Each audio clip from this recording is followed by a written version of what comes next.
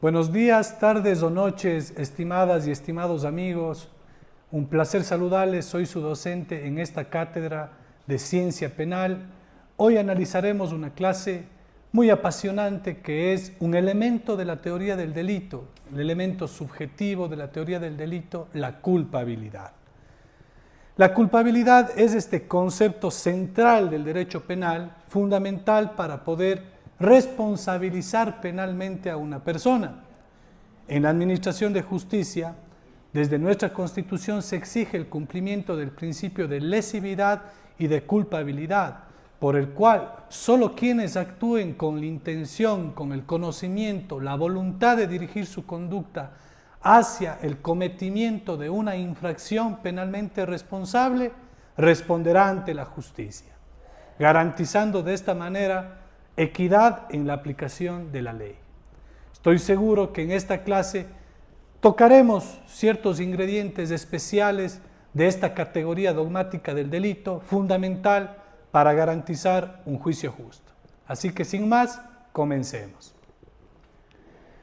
En primer lugar, Hans Belzell nos hace una entrada a ciertos conceptos fundamentales para entender la culpabilidad. Y el primero de ellos es la culpabilidad y el libre albedrío, por el cual una persona o un hombre o una mujer es responsable siempre y cuando se erige sobre su propia responsabilidad o lo que se llama la capacidad de autodeterminación, de autodeterminarse conforme un mandato. Es así que Hans Belzell en un inicio nos dice que hay dos opciones. La una, aceptar esa capacidad humana para actuar libremente y aceptar con ello el concepto de la culpabilidad. O la otra, negar esa capacidad, negando por tanto la culpabilidad como elemento categórico del delito. Luego de ello, vemos que Hans Belzell desarrolla el contenido de la voluntad y nos indica que solo mediante la voluntad el autor puede dirigir su conducta de acuerdo a lo que tiene pensado. Es decir, conocimiento más voluntad, elemento cognitivo y volitivo, lo que actualmente integran el dolo, que ya hemos visto en la tipicidad subjetiva.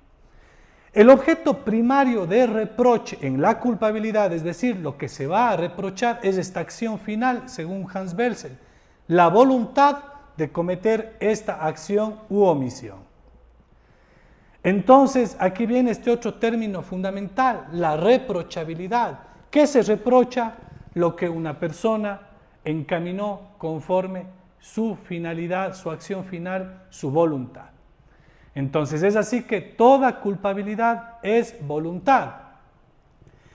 Belzell nos dice asimismo que solo puede hacerse culpable a un individuo dotado de voluntad, no una asociación o cualquier otra persona colectiva, lo que es interesante analizar a la luz de la teoría de la responsabilidad penal de la persona jurídica.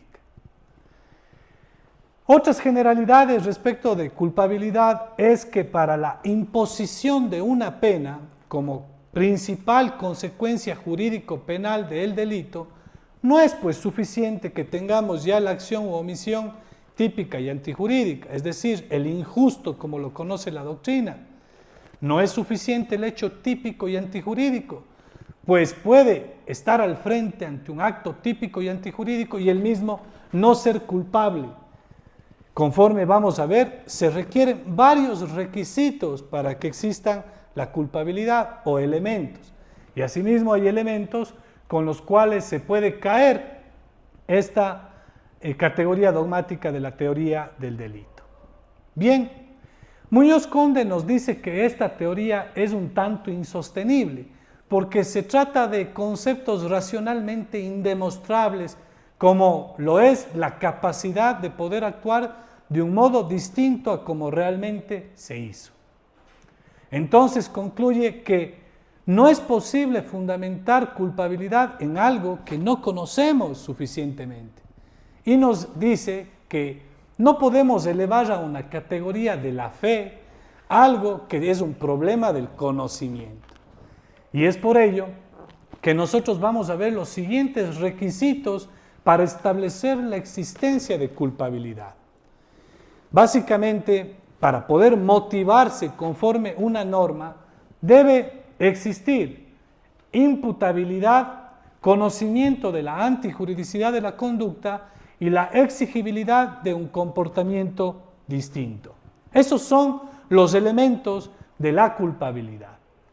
El primero, la imputabilidad, que tiene como contrapartida la inimputabilidad, no es sino aquella capacidad, ¿no es cierto?, esa madurez psíquica del individuo para conocer el contenido de una prohibición normativa y poder, por tanto, motivarse conforme a lo que consta en aquella norma. Entonces, es esa capacidad de culpabilidad, la madurez psíquica, la capacidad que tiene que ver con edad, con enfermedades mentales. Por ejemplo, una persona oligofrénica, demente, no tiene capacidad de culpabilidad. Tendrá que aplicarse una medida de aseguramiento o una medida de seguridad. Asimismo, si no tiene estas facultades psíquicas, ¿cómo poder motivarse conforme el mandato legal? No es posible, por tanto, hablar de culpabilidad. Y cuando una persona no tiene esta madurez psíquica, o es oligofrénico, o es demente, es una persona inimputable. Al aplicarse la inimputabilidad, no existiría ya la categoría dogmática de la culpabilidad. Luego, el conocimiento de la antijuridicidad de la conducta, lo cual nos lleva a pensar en aquel viejo principio que nos dice que el desconocimiento de la ley no es excusa para su cumplimiento. En derecho penal esto hay que mirarlo con pinza. ¿Por qué razón?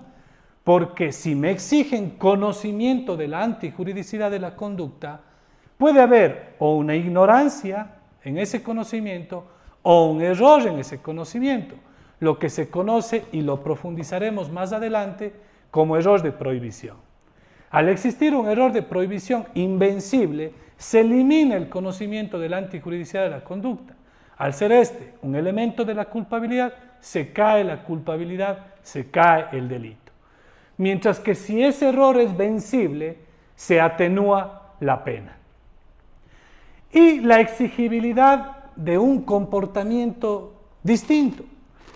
Normalmente el derecho exige la realización de ciertos comportamientos, más o menos difíciles, pero no imposibles. No podrán, por tanto, exigirme un comportamiento heroico, por ejemplo, ¿sí? Entonces, es el autor concreto, en el caso concreto, que tiene que comportarse de un modo o de otro. Para eso habrá que analizar el caso en específico.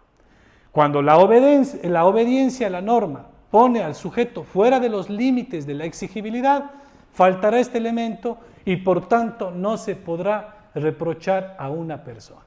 ¿Sí? Entonces, esto de antemano les adelanto son los elementos de la culpabilidad. Como se dan cuenta, cada uno de ellos puede eliminarse atendiendo las circunstancias del caso en concreto. Entonces, es fundamental interiorizar el concepto de culpabilidad como elemento de la teoría del delito para poder determinar una correspondiente y correcta responsabilidad penal que atienda principio de lesividad, conocimiento de la antijuridicidad de la conducta y sobre todo que no le haya sido posible exigir otra conducta que la realizada. Recordar que existen principios como el de humanidad, proporcionalidad, por el cual se le debe aplicar una pena que sea proporcional al acto u omisión cometidos, y solo existiendo culpabilidad declarada en sentencia condenatoria ejecutoriada. Hasta aquí mi intervención, un placer saludarles.